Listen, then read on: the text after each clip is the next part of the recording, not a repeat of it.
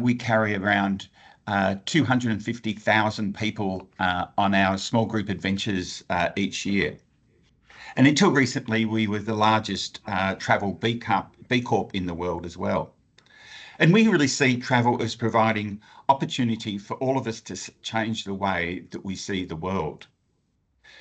We travel to around 120 countries in small groups with an average of 10 people in the group, each of which is led by a local group leader. And it's very special because those local group leaders are actually Intrepid people. They're employed by us. We have 33 businesses around the world that operate our trips. Our travellers come from, well, now what I should also be doing is moving on my slides. Our travellers come from around 35 different countries around the world, predominantly from the main English-speaking countries. So probably around 35 to 40% of our travellers are Australian, and then lots of New Zealanders, British, Canadian and American travellers. But then we have a significant number of German travellers who like going on English-speaking trips, and people from all sorts of other countries around the world from time to time.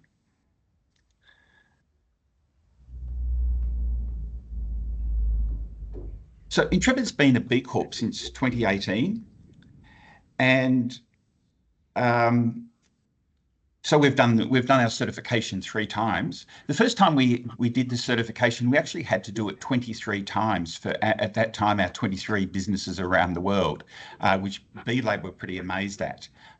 Fortunately now we can group companies together, and we only have to do the certification 8 times.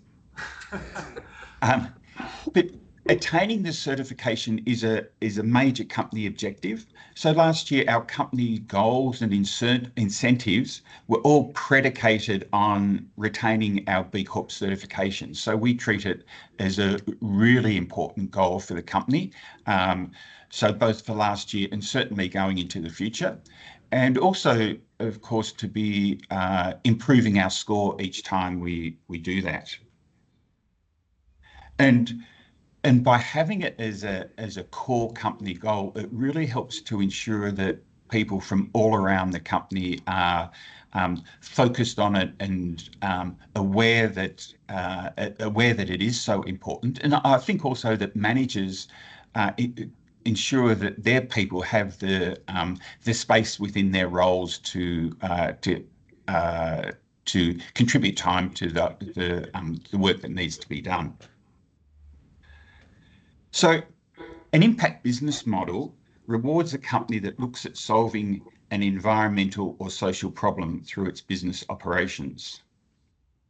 This is distinct to how other companies might earn revenues, so other companies might earn revenues and then do something philanthropic to share with a share of their profits. So it's not essential that companies have an impact business model, but it does contribute to attaining the points that are required for certification.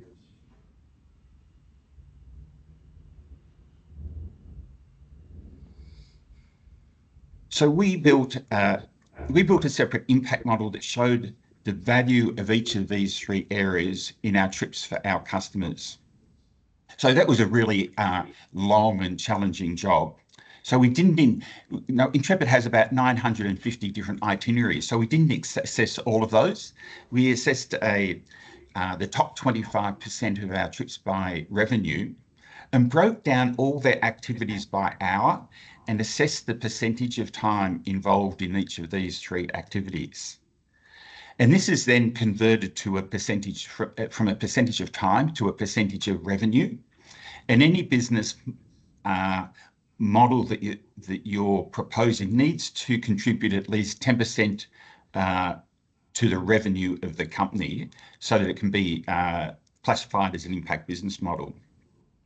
And then we also need to then supply further evidence or justification from sources such as customer surveys, leader documentation, how much we spend with specific suppliers, that sort of thing.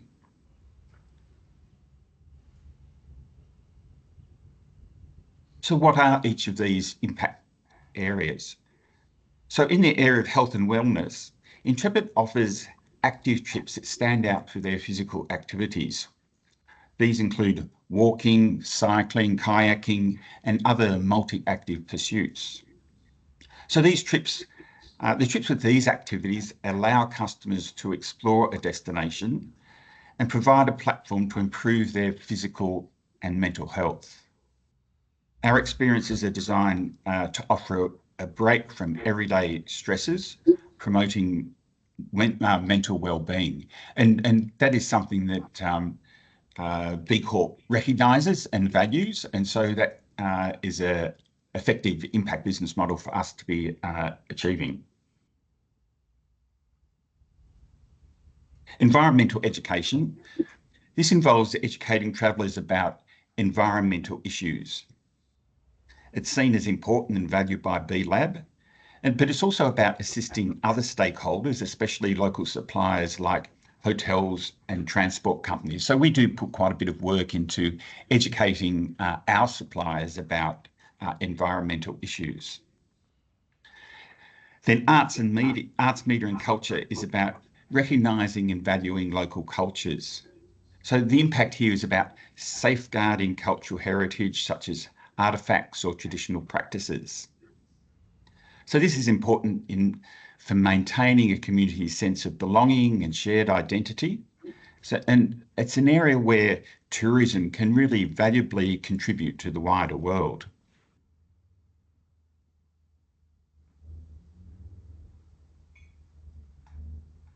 So having several impact business models does help to contribute towards your certification. However, like all measures that B Lab has, there's specifications you have to meet, and there are some areas that we really couldn't meet their requirements. So in the area of land and wildlife conservation, many of our trips help to preserve or restore natural environments and or protect animals. But for us, it's not the nature of our overall business, and so we couldn't claim anything we do around that model. And then for local economic development, we'd need to have a formal commitment to purchase core products from independent suppliers local to where we operate. Now, this is one I really try to challenge with B Corp, but I don't get very far because their definition of local is 50 kilometres. And for us, one of our tours might be spread out over 2,000 kilometres. And so I try to argue it should be local to where we're providing the service, but it's very much local to where your base is. And thinking about if we offered services to people in the Daintree, that's more than 50 kilometres from our base in Cairns, and so that wouldn't get recognised. So that's a challenging one for us.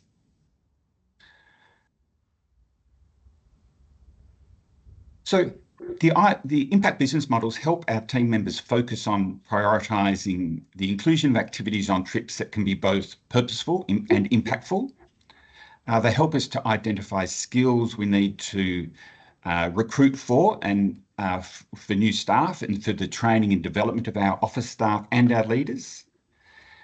And then the impact business models that we haven't achieved, that really helps us to consider what new products that we could be offering, but also challenging us to make improvements. As a business, we don't do all these things just to become a B Corp. There really needs to be a business case around the benefit of going through all this effort. But these benefits really do exist and are certainly acknowledged throughout the business. And things like for employees, our retention and acquisition rates of employees are really great. We have average of, I think, 65 employees applying for each role we have now, because B Corp really is recognised by lots of people. For customers, the certification provides a reinforcement of customer trust as well as recognition. For brand, brand, it's really important for developing our brand and protecting our market position as a significant operator. So the business case needs to be, but it really is there in all these areas. And that's enough from me, I think. Over back to you, Luke. Thanks, Jeff. We'll come back with some questions at the end. Now we'll jump over to Tanea. So she's from Bank Australia. Over to you, Tanea. Hello. Can you hear me? It's a little bit quiet on your end. How about now? That's a little bit better. All right, I'll speak into the mic. Good morning, everyone. I am coming to you from the lands of the Wurundjeri people based in Naarm. And I'd just like to acknowledge the traditional owners due to whom I'm able to do this job, which is a really exciting one at Bank Australia as their senior climate analyst. So I've got a few slides, but they're definitely not as comprehensive as Jeff's. So I'll share them, but please lower your expectations. All right. You didn't have to have slides, so you're all good. So I thought I'd just speak a little bit about Bank Australia and just do a quick check-in on who's heard of Bank Australia before this talk. Awesome, a couple of people. So there's a couple customers here. Yeah, amazing. So one of the things that I really like to talk about the bank is that it's a customer-owned bank. As a sustainability professional, I'm not a banker, I'm not a finance person, but I work at a bank. And the most unique part about being able to have a environment and social impact focus for Bank Australia comes from the fact that we're customer-owned. That means that we don't have a small group of shareholders. Every customer who joins us has an equal share. And me as a staff member, I'm also a customer. I also get an equal share to any other Bank Australia customer. And so essentially it means that any decisions or strategic direction that we take, we have to take guidance from our customers on what that should be. So we run a customer survey every couple of years and ask our customers to vote on what issues matter the most to them, and then decide our strategies and our direction based on the results of that survey. It means that we are only beholden to making sure we're answering the questions that our customers are asking and working in the areas that they want us to work in. I wouldn't have a job without that, because climate action has consistently been rated as a top issue of concern for our customers. I think it's something like 86% of our customers want us to act on climate change, and it comes up as the most material issue every time we do our materiality analysis as a financial institution. So we existed as a non-B Corp until 2020, so that was when our first certification was underway. We did our second recertification in 2023, so we've got about 5 years under our belt as a financial institution who's a B Corp as well. And I thought I'd just talk a little bit about what our actual mission is and what our mission statement is. We're the bank for people who believe in a fair and inclusive society. Together with our customers, we're creating a world where people and planet thrive. So that people and planet intersection has been really core for the business. We've been reporting on climate metrics since 2007, I think, so a long time before it was in the mainstream. We own and look after a conservation reserve with the local First Nations people, the Baranji-Gudgeon Land Council in Western Victoria, since about 2008. So there was a lot of early work done around the core of the business. What is our soul, our heart, our mission? And our customers and us decided together that this is what it was. And so that's sort of what led to our IBMs. So we have IBMs in 3 different areas. The first is around governance. So our governance means that our constitution in it has a clause that says we have to care about stakeholders when we're making decisions. So stakeholders means our customers, but also the environment, the planet around us, the people around us, the communities that we're involved with, etc. So that means that any decision that we make has to take those into account, and that governance clause got added into our constitution with a customer vote at our latest recertification in 2023. So it makes the foundation of the business quite strong in ensuring that we are looking after a wide variety of stakeholders, not just our customers and shareholders, but everything that impacts their lives as well. The second is around workers. So we have a really strong policy around running programs, traineeship programs, education programs for workers from low SES backgrounds, trying to get them into the workforce, as well as providing things like equal paid parental leave, ensuring that we're supporting our workers to be able to come to work in the way that suits them best. So that's our sort of second area for the IBM. And the last one is our customers, which is a word you're going to hear me say a lot, but our customers and supporting them with products that are going to help meet that mission around people and planet thriving. So that includes things like an impact term deposit. So that's not a regular term deposit. When you, for example, deposit money into that term deposit, the funds that you deposit are linked to positive social and environmental lending and investment. And we provide a transparency report on how each term deposit is going to achieve the green and social outcomes that we've promised that it will. Hardship support. So we've got an incredible customer support and recoveries team who work tirelessly to make sure that every single customer is in as good a position as possible if they're going through a tough time. So we care a lot about making sure that we're not just a sort of faceless financial institution coming after them if they're in trouble paying back their home loan, for example. We will have a really close relationship. And the team who works in this space is just so lovely and so kind and works with really strong principles of empathetic support. The other is more looking externally, again, around the customer area. We're part of the Global Alliance for Banking on Values. So this is an international group of banks who care about values-based banking, and they work towards financial support in areas of social and environmental impact again. So people, planet, and the third P that this group uses is prosperity. So around prosperity for everyone, not just for a few. And other ways that we support our customers are bespoke interest rates for organisations who are working in areas for positive social outcomes or environmental outcomes. So that means we work on commercial loans for disability housing or community housing or First Nations caring for country.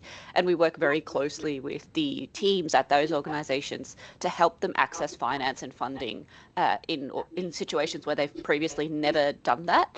And we help them step into the space and guide them into growing the work that they're doing, because we find that it's very important, again, for our customers. So that's a little bit of a spiel on the three areas. So our governance, our workers, and our customers, which are our IBMs. But I thought coming from the climate background, I'll also give you a little bit of an insight into what the organisation thinks about on climate. So we've got 4 different impact strategies, which are on First Nations, nature and biodiversity, affordable and accessible housing, and climate action. So climate action is the most established one to date, but those other 3 areas are also what our customers care about. And so we've got strategies and managers to manage each one of them, and trying to think about the different ways that those intersect is also really important for us, because we don't want to think about climate as separate from nature or as separate from housing, because they are all interlinked issues.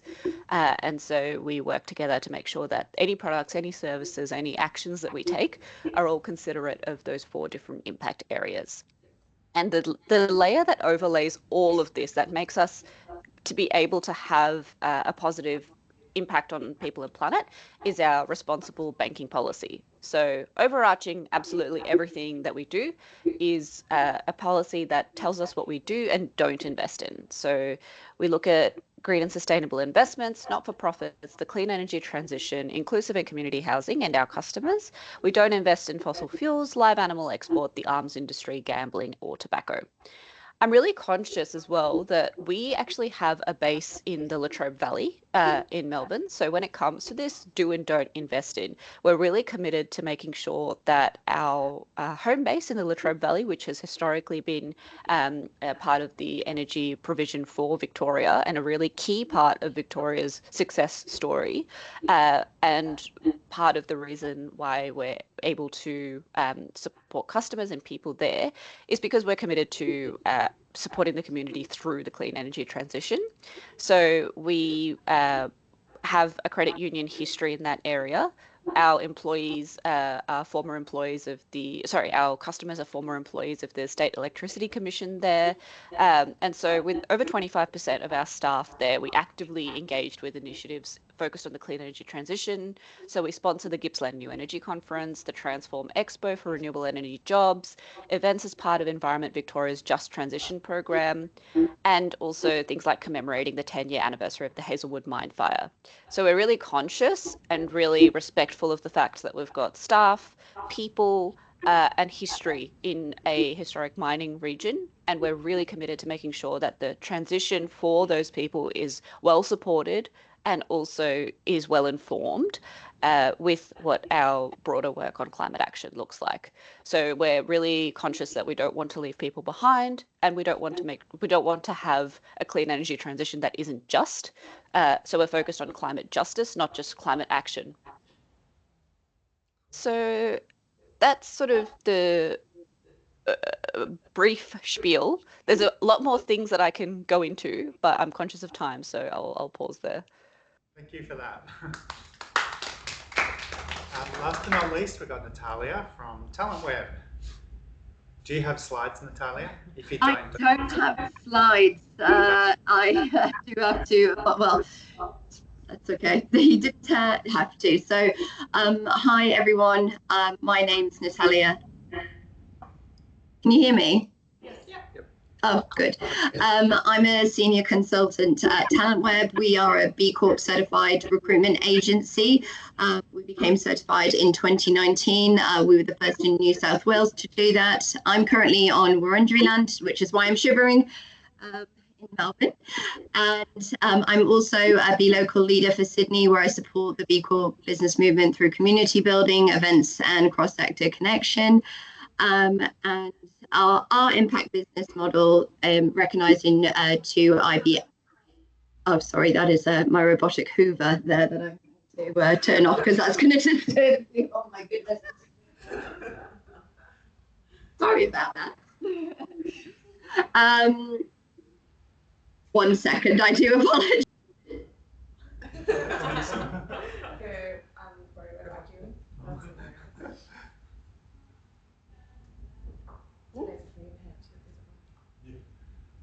Sorry, it's like that BBC thing there with the baby coming in the room, but it's very noisy.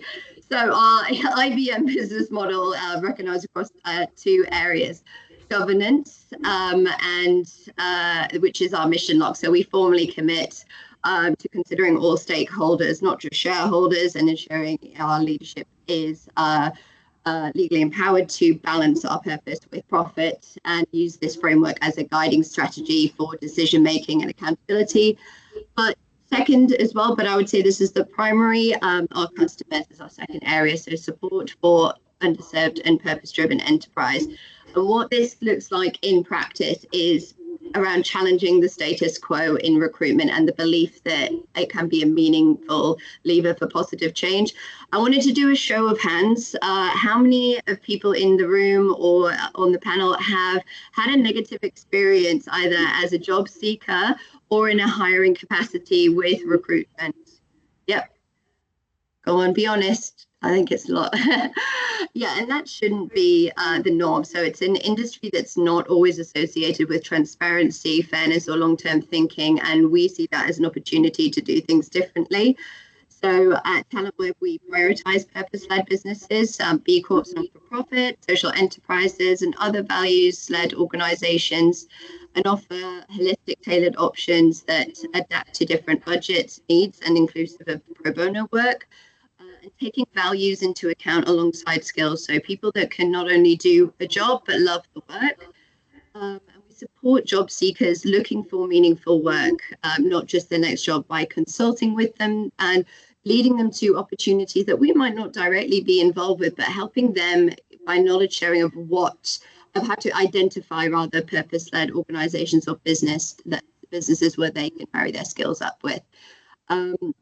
And we focus on building long-term partnerships based on trust, alignment, and we prioritize integrity and inclusion over quick wins and transactional practices, and taking the time to focus on values and mission alignment and putting that at equal to important to skills.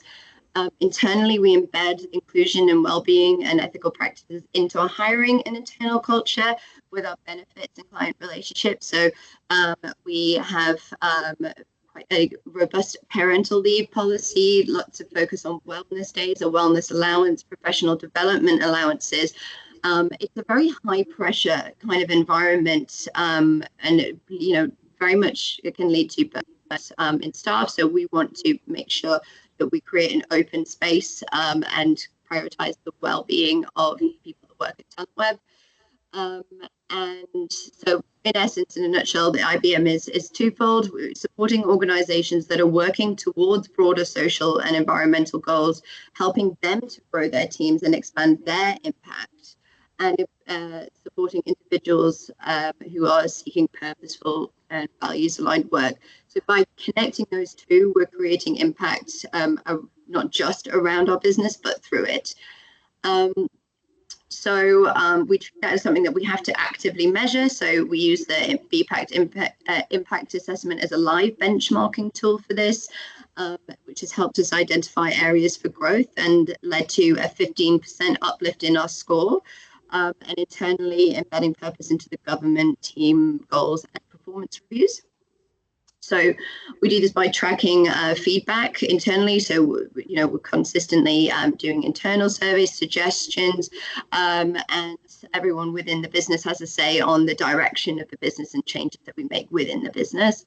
And also that feedback loop extends to our customers and clients as well, to make sure we're staying, closely engaged to those values. Excuse me.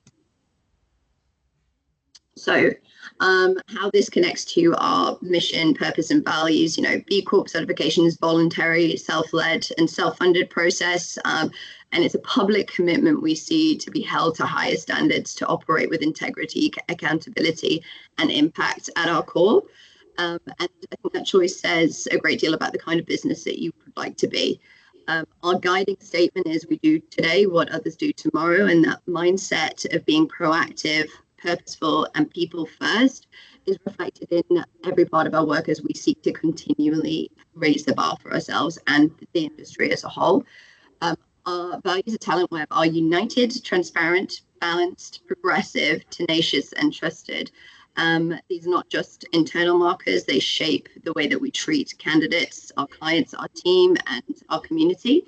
And we believe really, truly that recruitment can and should contribute to a better world, not just a better bottom line. And becoming a B Corp gave us a clear framework to formalize and measure that commitment. And it's helped us to continuously evolve and improve how we live those in practice. And we've seen some pretty interesting impacts around this as well. And, all of which have affirmed the strength of the model here. So expected impact that we thought we'd have, and we did, a stronger alignment with like-minded organizations, so an increase in clients that come to us specifically because of that purpose-led approach. For instance, B Lab themselves, which has been an amazing experience to work with them on building their recruitment practices internally and helping people find people for their team, and that's one example there. We have greater internal engagement as well. So our team has a greater voice, as I mentioned before, of shaping the direction of the business across those feedback channels. What we get back from that is internally is that using the business as a force for good is a top priority for the people that work with us, and a growing sense of trust, which is great. With clients seeing us not just as recruiters, but strategic partners who can understand their values and represent them with care. And I think that's really important within recruitment. Surprising impact is recognition beyond what we set out to achieve, including awards for social impact at the RCSAs, Employer of Choice at the Australian Business Awards, and 2 years in the AFR Best Places to Work list. not only that, we've seen significant growth across every metric that you would want to see. We've doubled in size, revenue, client base, which shows that you can do well by doing good. And clients asking us to support them beyond recruitment. So advising on becoming B Corps themselves or improving their practices around impact, inclusion and ethical practice. And we've, as I mentioned before, we've had a 15% uplift in our B Corp score. Our first score was 83 and our second current score is 93. And that's not just to chase that number, but it's by embedding that continuous improvement and the way that we operate every day. It's not without its challenges, and those would class those as balancing purpose with commercial realities, and that is at times saying no to people and walking away from business and scenarios that don't align with our values. While it's not always easy, I think standing by those values even when it might be hard at that time builds credibility, trust, and long-term values. So. That's something that will always be a challenge for, especially for a small to medium-sized business like ourselves. And other challenges be educating the market. So not all businesses understanding the value of ethical, inclusive recruitment. So we take on the role of educator, helping clients to move away from outdated practices and towards more equitable people-first hiring. And that's obviously going to be a bit of resistance to recruitment agencies that it's not going to go away overnight. And embedding purpose internally, it can't sit with one person or in one team. So we integrated impact thinking into onboarding recognition programs, team goals and strategic decisions, ensuring it's a shared responsibility and it's sustained throughout the business. That's it. Cool. Is that it? Yes. That's it. It's a lot. I'll just change it so we can see all of you. Now, if anyone has any questions, fire them away. I've got one, but I'll let you guys go first. How do I unpin you? You're like massive on the screen. Sorry, Natalia. I'm That's okay. You'll be awake now. What does this do? I have a question actually. So if you Oh, no. if you were to advise a business that is looking to become B Corp certified and get sort of behind the impact business models, where would you start in terms of developing impact business models in an existing business? Could you hear that? Oh, you might need to speak up. Sorry. Oh, Shout. I might come a bit closer.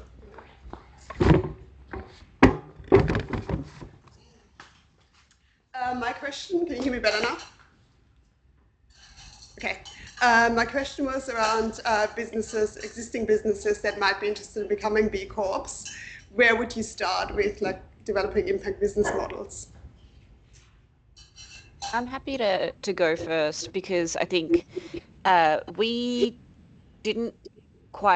we almost didn't start that way, if that makes sense. So our approach to the certification was really looking across. So the way that the B impact assessment tool works is that you look across different areas. So there's 5 sort of sectors to focus on. I'm sure you're familiar with them.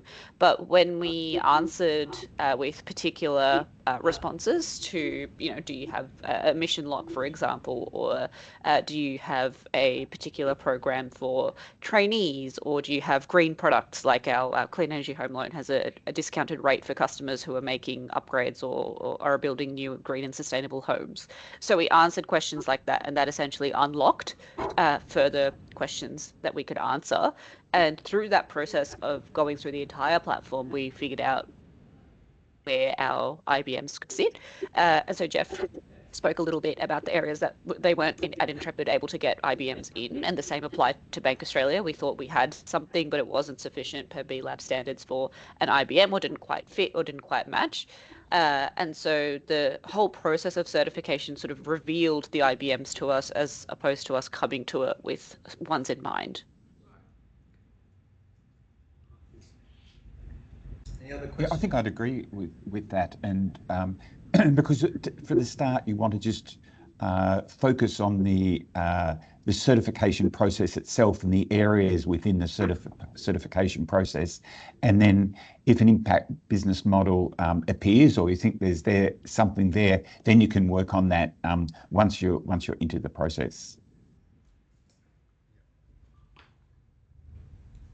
For us, it was there were things that we were just doing anyway, but we were able, they putting more structure behind it. There was a few little structural things that we had to do. Yeah. I had a question about like when doing things in your business models that are good for the environment or good for society, they've come at a cost maybe to the bottom line. Has that had an impact on shareholders, or has been a positive thing, or it has had no impact at all? Like, is it, or it doesn't matter if it has had a negative bottom line impact? Does that make sense? Kind of. I mean, I can sort of answer typically in the, how I referenced before, there are instances where you have to walk away from things because something is off or something's not right. And I can speak from first-hand experience within TalentWeb, but there's been the odd occasion where something doesn't align with that value piece that we set out, and I've never actually had any pushback internally from any of our stakeholders within the business, because, as I mentioned before, those quick sort of wins are not very good for your long-term credibility, and that's what you really have to keep in mind. So I personally haven't experienced that because we've focused on that long-term goals. Yeah. Go, Jeff. Yeah, I was going to say that. What was I going to say? Lost my. You go, Tane. I've lost my train of thought. No worries. I echo what Natalia said. So, in terms of thinking about the bottom line, you'd think that a bank would think about that very first. But we almost have this DNA within the business that good things, so green, social, sustainable initiatives, programs, products, are what our customers want. And so serving the shareholder is, from a typical corporate business model, your shareholder is almost always concerned only about the bottom line. And in fact, because of the way that we're structured, our shareholders, in terms of our customers, care about more than just the financial returns on a particular investment or a particular lending opportunity. So our bottom line ends up becoming this triple bottom line, which is both what financially makes sense, as well as what our customers want us to do for the planet and for our society or community around us. And so we do consider those things, and oftentimes we don't find that it's something that risks our bottom line, because it's a more sort of robust and comprehensive one. And I'd almost say that because of that really clear identity we've set up for ourselves, we get interest, we get involvement, we get business from all the other businesses who are involved in the social, environmental, ethical space. There is a market out there. I think there's a little bit of perception that it's just foregone revenue or lost business, but there is a whole group of like-minded thinkers. The B Corp network, for example, we have B Corp suppliers, we lend to B Corp businesses, we're partnered with them through the philanthropic side. It develops this network of people who think like you and want to do business like you. And so we find that those relationships that we have help continue to reinforce what we thought was the right thing to do. I think for Intrepid, right from the very early days of being involved with B Corp, we decided that we wouldn't do things just to attain points for our certification. So there needs to be a business case for doing that. And it doesn't necessarily need to be a strong business case. It doesn't necessarily need to be a short-term business case. It can be a long-term business case. But you've got to do things because it's right for the business. And Lucas, you're asking about spending money on particular things. It would very much depend on the circumstances, and now if it's significant enough, it would come to our board of directors, and we would decide whether we wanted to do it. And I think a good example is that the first time we did our certification, we were looking at family leave, and having 23 businesses around the world, there was 23 different government requirements around family leave, and that was really complex for the business. And so we decided, well, it'd be great if we could just have the same family leave for everyone in the company, no matter where they worked. And so we did some calculations and came up with, I think it was $200,000 or $300,000 that was going to estimated to cost around the world to offer the same level of family leave. And the board discussed and decided, yes, look, we can afford that. It's a really good thing to be able to offer to our people, and so we went ahead and did that. Cool. Yeah, we had a similar thing on ceasing funding to cars with combustion engines. So we, from the start of this year, are only lending to new electric vehicles, but secondhand market is still open for combustion vehicles. And initially there was a little bit of internally, our executive and board were completely happy to endorse that. We did run some calculations on how much foregone lending that would be, but they're like, no, we can take that on if it's part of what we need to do to transition the economy. But interestingly, publicly, we received quite a lot of questions, a little bit of backlash on what was going on, why were we changing our policy, but that involved working with external sort of some customers, some non-customers, and creating good messaging to try and explain how we'd arrived at that decision. So internally, almost from the decision-making perspective, we didn't receive a whole lot of resistance for a more sustainable decision, but externally we had to manage that and land at a good place. Cool. Anyone else got any questions? Yeah, I do. You have Probably to not speak going to be able up. to hear me, are you? Can you hear me now, or do I have to come? Okay, perfect. I think, Jeff, you sort of touched on it, but do you have any resources or tools specific to impact that you've been using to sort of measure and quantify what you're doing? No, I don't think so. I think all the tools that we've used, we've self-developed because those sorts of things haven't existed. I mean, within the B Lab assessment, they do offer tools and lots of suggestions for all the questions. They give tools and assistance for you to develop your policies or whatever. But other than that, I can't think of anything external that we're able to use.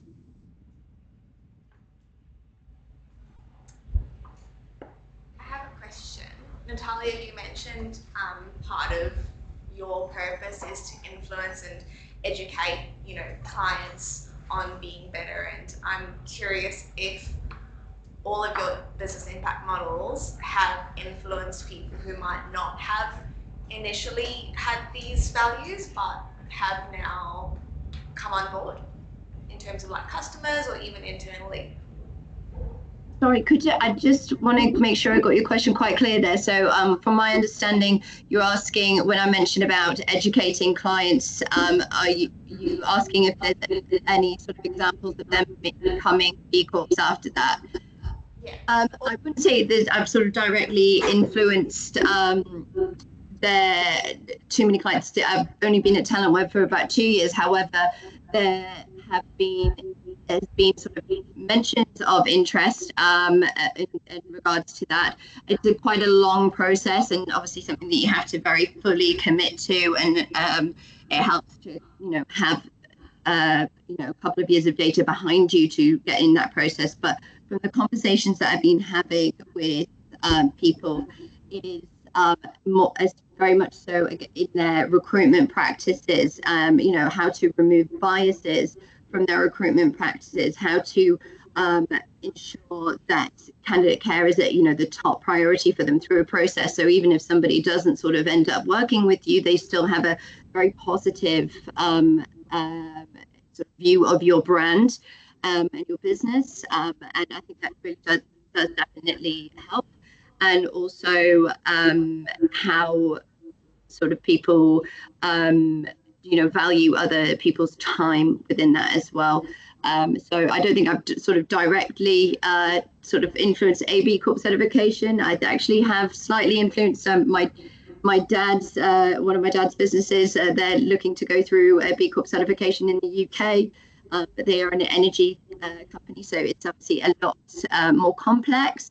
But it was something I mentioned to him from seeing, the values that they have there. I said they very much operate like a B Corp, even though they might not be already. So then having to quantify that using the B Corp certification is something that they're going through at the moment.